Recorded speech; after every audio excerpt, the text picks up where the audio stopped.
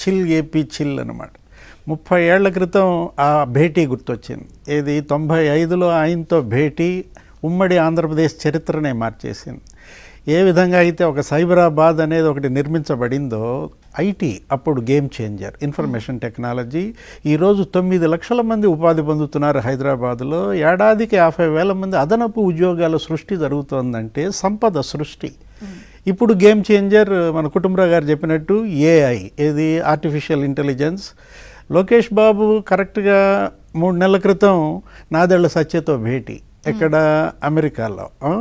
ఒక 2,500 మంది అక్కడ పారిశ్రామికవేత్తలతో ఆయన వరుస భేటీలు, అక్కడ ఐటీ సినర్జీ సర్వ్ అని చెప్పి అక్కడ మీటింగ్స్ కానీ, ఆ తర్వాత దావోస్లో బిల్ గేట్స్తో తండ్రి కొడుకుల భేటీ. దాని ఫలితమే ఈరోజు ఇన్వైట్ చేశారు, రండి ఇక్కడ అన్ని చూడండి. ఈ 5 రంగాల్లో ఒప్పందం. ఏది అటు విద్యా రంగంలో దగ్గర ఒక 50 రూరల్ ఇంజనీరింగ్ కాలేజీల్లో నీకు 10,000 మంది విద్యార్థులకి ఏఐలో ఈ క్లౌడ్ కంప్యూటింగ్లో శిక్షణ, ఒక 500 మంది అధ్యాపకులకు కానీ రూరల్ ఇంజనీరింగ్ కాలేజెస్ 50 మందిలో, ఒక 30 ఐఐటీల్లో 30,000 మంది విద్యార్థులకు వీళ్ళు శిక్షణ ఇవ్వడానికి.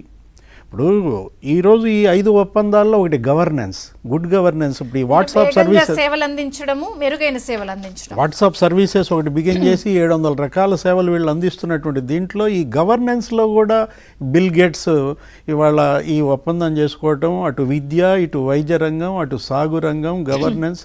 అదే కాదు, లోకేష్ బాబు ఏమన్నారు, మీ గేట్స్ ఫౌండేషన్కి ఆంధ్రప్రదేశ్ గేట్వే కావాలన్నాడు. అంటే జాబ్ ఫస్ట్ అనేటువంటి ఒక నినాదంతో వీళ్ళు 1 ఫ్యామిలీ 1 ఎంటర్ప్రెన్యూర్ అంటూ ఒక 6 పాలసీలు ఇచ్చారు. దగ్గర మీరే ఇందాక ఇంట్రోలో చెప్పారు 7 లక్షల ఉద్యోగాల ప్రతిపాదనలు అంటూ. సురేష్ గారిని కూడా మీరు ఏదో అడిగారు, అసలు ఇవి గ్రౌండ్ అవుతాయా అన్నారు. అంటే ట్రాక్ రికార్డు చూడాలి. 2014-19లో ఎన్ని గ్రౌండ్ అయ్యాయి, ఏది 42%, 48% గ్రౌండ్ అయిన నేపథ్యంలో కుటుంబరావు గారికి తెలుసు. అప్పుడు ఆయన ప్లానింగ్ దీనికి వైస్ ప్రెసిడెంట్గా ఉన్న దీంట్లో ఏది మనం ఇప్పుడు ఈ 7 లక్షల ఉద్యోగాల్లో మినిమం 3.5 లక్షల ఉద్యోగాలు గ్రౌండ్ అవుతాయి.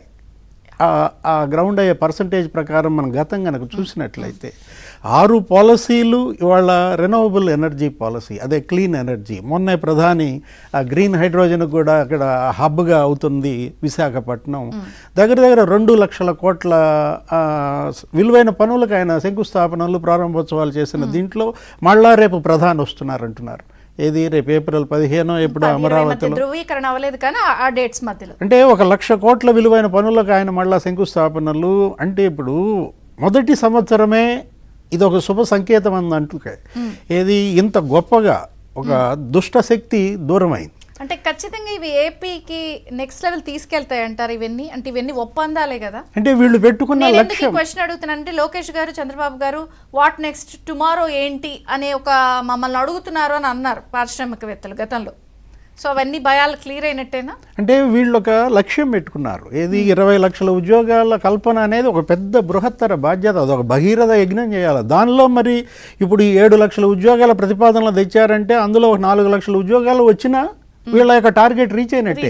ఎందుకంటే సంవత్సరానికి 4 లక్షల ఉద్యోగాలు వీళ్ళు కల్పించాల్సిన అవసరం ఉంది. అందుకే మనం అంటోంది ఏది అడ్డంకులు ఏమైనా ఉంటాయా అంటుంటే ఇప్పుడు దుష్టశక్తి దూరమైంది. దుష్టశక్తి అంటే మళ్ళీ రజనీకాంత్ గుర్తొస్తాడు.